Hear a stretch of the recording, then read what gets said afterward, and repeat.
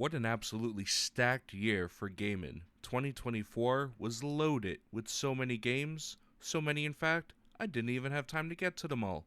All the games on my list have either been completed or have at least 20 hours into. Somewhere towards the end, I'll give out some honorable mentions that almost made the list, and then I also want you guys to comment down below what your top 8 games of the year were. Thanks for checking it out, and have a good time. Number 8. To open up the year, Helldivers 2 came out hot and heavy. But did you guys know there's been an alien co-op shooter that's been doing it better for years? First up on my top 8 games of the year, welcome to Earth Defense Force 6, baby. Oorah! Developer Sandlot has actually been cranking out these games since the PS2 era. You can play in single player or co-op up to 4 people, the whole campaign, almost 150 missions in the base game for Earth Defense Force 6. If you ever had the urge to murder androids, dissect frogs that could walk, take down an alien army, then this is certainly the game for you. On top of the hundreds of different missions, there's hundreds of different weapons and vehicles for each class, making replayability absolutely insane. EDF6 in its story doesn't take itself too seriously, so you don't have to pay too much attention to the story while you're grinding away waves and waves of enemy aliens. But for what is there, it is pretty funny. Only thing holding Earth Defense Force 6 back for being higher up on this list was just the last few disappointing levels and final boss fight. Compared to the previous game, it was a little bit of a letdown, but don't let that stop you from having all the co-op fun you could ever want with your friends. Definitely go check this one out. Number 7.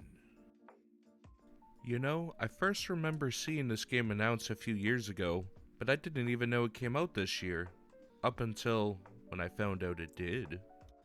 Thankfully, I did find it on Steam, grabbed it on sale, and it was so much more than the walking simulator I thought it was going to be. Still Wakes the Deep isn't the longest game, and as of now does not have any alternate endings, but what it does have is top-notch voice acting and top-notch visuals. I even found myself starting to understand Gaelic towards the end of it all. Definitely some spooky and psychedelic stuff going on in this game. Should definitely check it out if you're a horror fan. Developer The Chinese Room has come a long way since Dear Esther, and I'm happy for them. Look forward to seeing their next game. Number 6. Did you like Overwatch 1 when it first released? Did you not like Overwatch 2? Then wow, you're going to love this game. Forget that Marvel Rivals has an insanely established IP with a wealth of characters. This game turned the hero shooter genre upside down on its head by literally just going back to basics, baby. Fun abilities, well-designed maps, and extra thick characters. Venom alone is more thick than every character's ass in Overwatch combined. It doesn't help that Tracer is technically negative. Jokes aside, this is a great, easy, free-to-play game to pick up and start learning. You have every character unlocked off the bat, and the only thing you're paying for is skins and sprays. China is really starting to take notice that if you just copy-paste a game, don't make the characters ugly, and make the gameplay fun, you're gonna succeed. Keep it up, China. Can't wait for the next Chinese game. Number 5. Welcome to the Legend of Heroes series, the best RPG franchise that you've never heard of over in the West.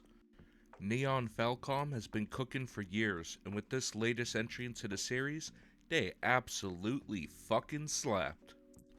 Unlike other companies and RPG series that have abandoned their core fanbase completely, The Legend of Heroes takes the old combat and blends it with new, giving you a perfect mixture of fun and uniqueness. The Legend of Heroes Trails Through Daybreak is a new arc in the series, featuring Van Arkwright and his associates. I absolutely adore this new cast and region you get to explore. With Falcom doing so good lately, their translations are coming to the West faster and faster. So even this year, we're getting Legend of Heroes Trails in the Sky as a worldwide release. First time for them. This is a big thing. Expect big things from this series and company going forward. Definitely check this one out. It was easily my second favorite RPG of the year.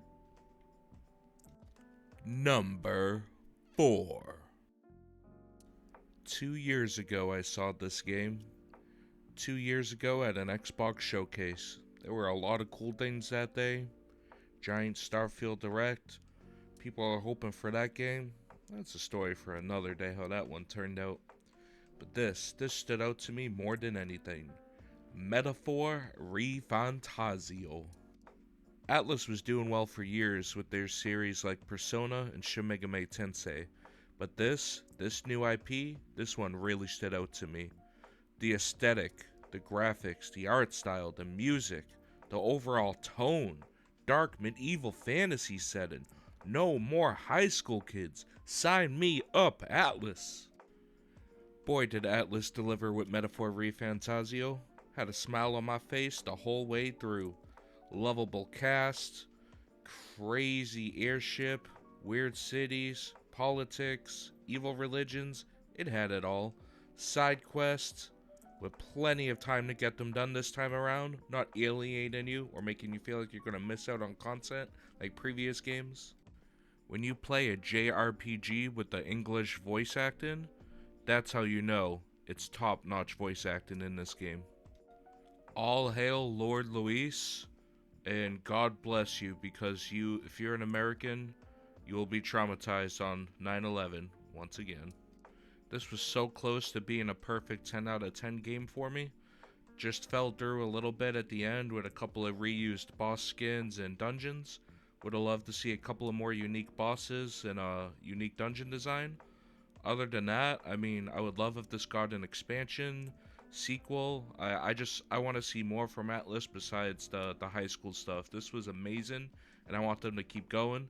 One of the best games of the year. Go play Metaphor ReFantazio. Number 3. I don't know what China be doing, but while we having culture wars out in the street, China be making all them damn good games. This is Shift Up's first major single player game, and they hit a home run on their first try. All they did before was dabble in mobile games, but Stellar Blade here, my god, this is a 10 out of 10 game. This was balls to the wall, this was titties, this was ass, this was all of the above. In all seriousness, Stellar Blade absolutely blew me away. Friggin' haunting, mesmerizing soundtrack that still sticks with me. I am blasting that soundtrack still.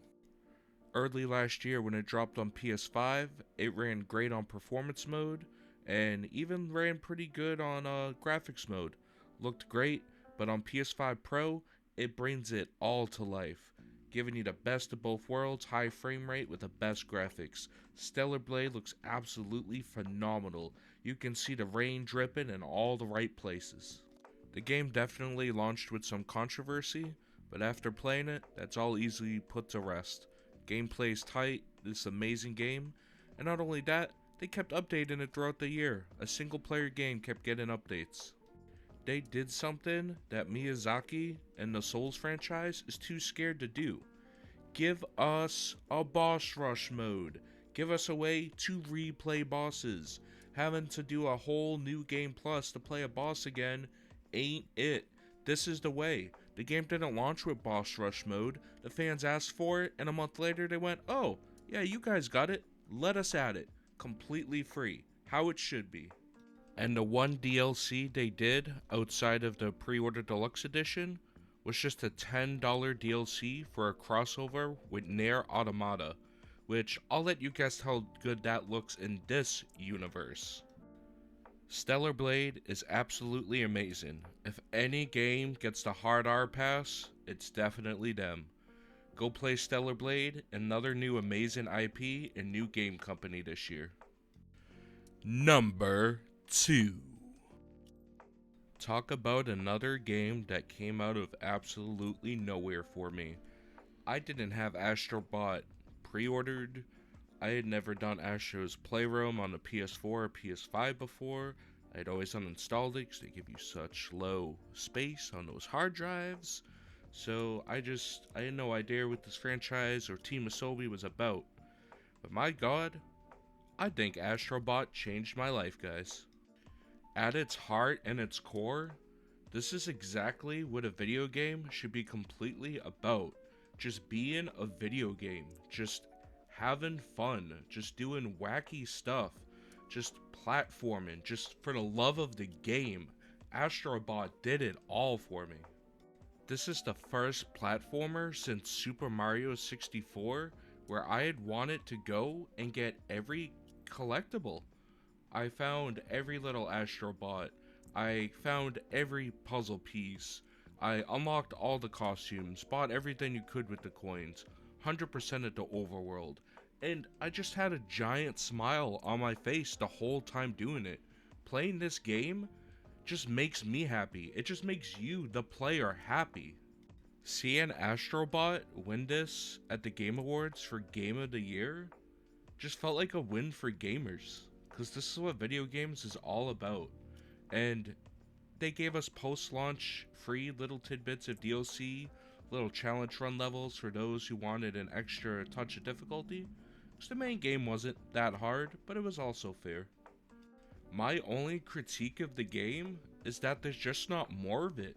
I want more. I want more levels. I want more little Astrobots to collect. I want more franchises in here. I want it all. Like, Sackboy was cool, Little Big Planet was cool, but this is a whole other level. And yeah, there's some nostalgia talking here, but the controls are tight. The graphics are beautiful. The platforming is so crisp. It's got me into platformers again. It's been years since I've been wanting to wake up and play a platformer on the regular, like Astrobot. Every boss fight was good. I don't dread doing any boss fights, and the only problem is that there just aren't more. The only downsides to this game for me is just some more bosses and more levels, because you got some really cool unique abilities depending on what world or level you were in, and I would love using those little abilities more, like the punching gloves, or turning little into big into the mouse, or just floating like Kirby, filling up with air. Like, there were so many different ways to traverse a level on the levels that did integrate those little gimmicks in, and I would love to see more of that. Astrobot is an absolute 10 out of 10, and honestly, any other year really would have deserved Game of the Year. But this next upcoming title it's very near and dear to my heart, and it was an absolute masterpiece. But Astrobot is as high of a number 2 as you can get. Next up, we're going to go through some honorable mentions, stuff that just missed the list, or stuff I just didn't feel comfortable putting on a Game of the Year list, even though I beat it and I may have liked it. So here it is. Let's check them out. I'll kind of go through them one by one. I'll have them up on the screen here. First is going to be Final Fantasy VII Rebirth. Those who know me closely know that I am one of a generational hater. But to be honest, like, I really gave the game a fair shake. I had 50 something hours in the game, did a lot of the side content.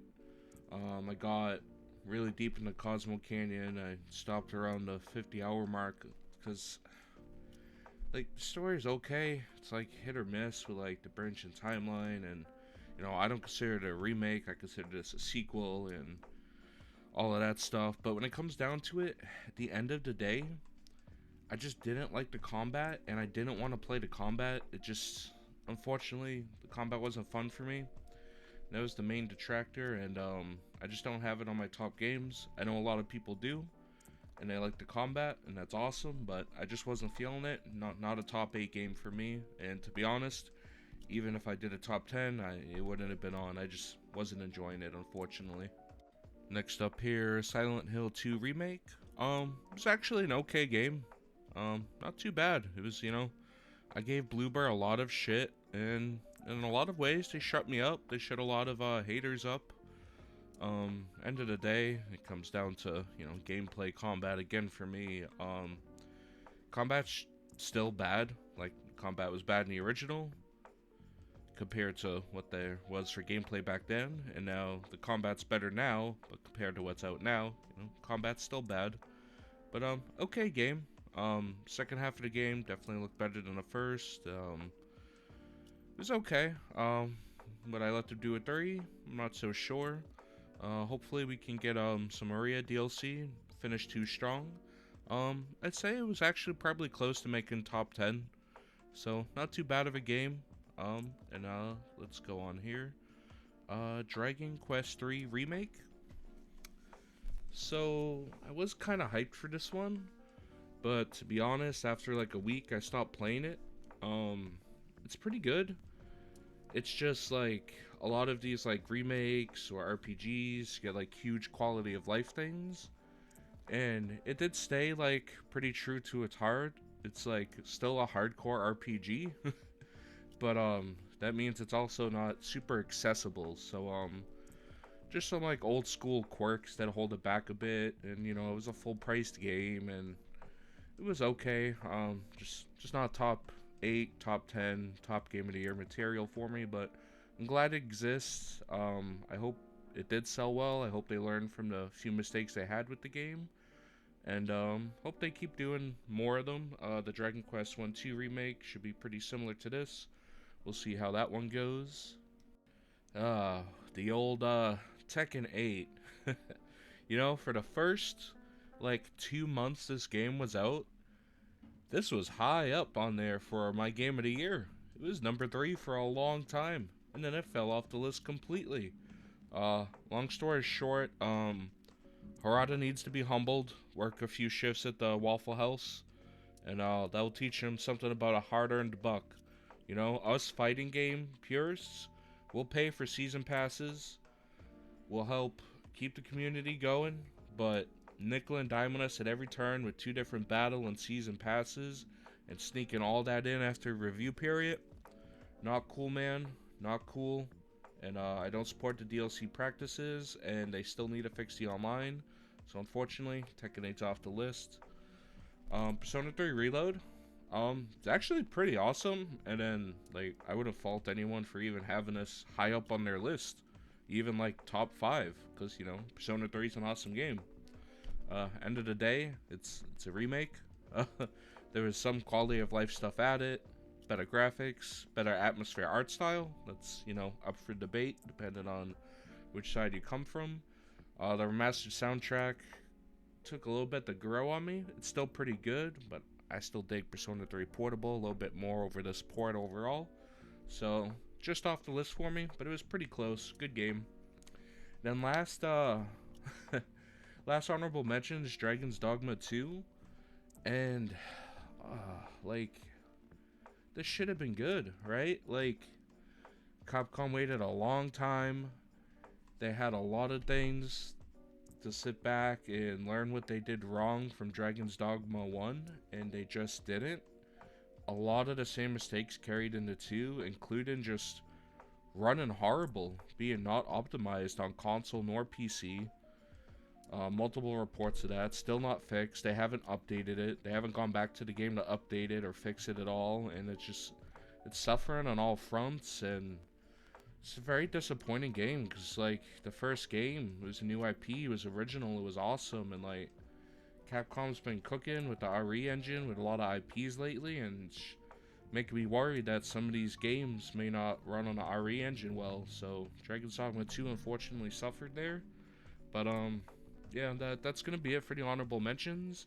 About to hit up the next slide, and the rest of the honorable mentions, it's gonna be like games I haven't played or didn't buy, so that camp. So the honorable mentions are in a bit long, so I'm just gonna blast through these 4 real quick. So basically, I just didn't buy or play these games. So like Helldivers 2, we had Earth Defense Force 6 kind of almost out around the same time, and it's already an established franchise I like, so I just kind of like limited my co-op games and just stuck to EDF. Helldivers looks cool. Sucks they had a little bit of controversy, but looks like their community's still going, still decent. So I'd like to check that one out eventually. Black Myth Wukong. I I guess like it's doing really good. That's awesome. China again. Another cool new IP.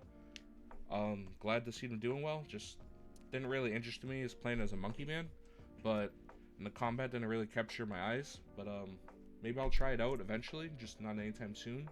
On my indie scene, Animal Well, that was reviewing really well. Looks really kooky and spooky. I'm gonna have to get iBond 32 to try to get me into that one. That one kind of went over my head. Just so many games this year. And then out of Warhammer franchise, the action side of it, or tabletop, or strategy, I haven't really played anything in the Warhammer universe yet. So Space Marine 2 just kind of went over my head, but looks like a cool Gears of War alternative. Nice and gory, big armor, guns, looks cool. But thank you guys so much for sticking around on this video. I know it's been a long ass time. Will I keep making videos again regularly? Probably not, because this took way too long to make. But wanted to do it for you guys. Give back to you. You guys always hanging out with me. You're an awesome community. And time to show you guys my number one game of the year. Number one. For the last 10 years, Sega and RGG Studios have been chipping away, and now they have something of a giant on their hands. Yakuza is now a mainstay and one of the main pillars at Sega. What was once a small studio is now pumping out a Yakuza game every year, making fan bases of old and new very happy, still giving us action games and giving us the new style RPG games as well.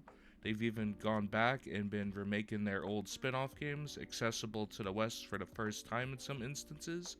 They've done so well, now they're getting handed the reins to take over Virtua Fighter. They're taking on Virtua Fighter 6, and I know that it's only been early previews and it says it's not mostly real game footage, but my god, it's shaping up to looking like it's going to be something special. I can't wait. Congratulations Sega, RGG Studios, and Yakuza Like a Dragon Infinite Wealth is my game of the year. I really don't even know where to begin or end with this game. It literally has everything.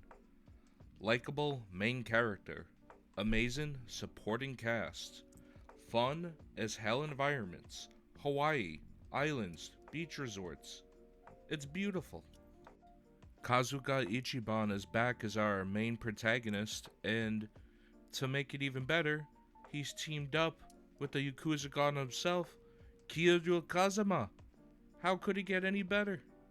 Jobs have been overhauled and reworked with new unlockable moves that carry on over if you master other classes, great boss fights as usual, fun as hell mini games. At the end of the day, you have a game, an RPG, that's super quirky, but super serious and grounded at the same time. The stakes are high, and this game has some serious consequences that stick around this time. Like a Dragon Infinite Wealth came out at the beginning of last year, and just stayed at number one the whole year.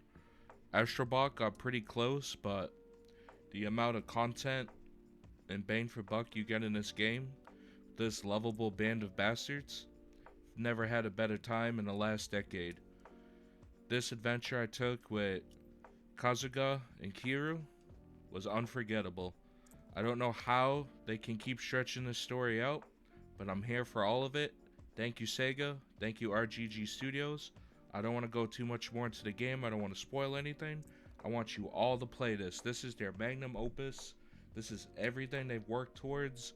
Sega, absolute tear as a publisher this year. So many great games. They've been on fire. They're funding the right stuff. Losing the console wars was the best thing that could have happened to them. Thank you all so much for checking out the video.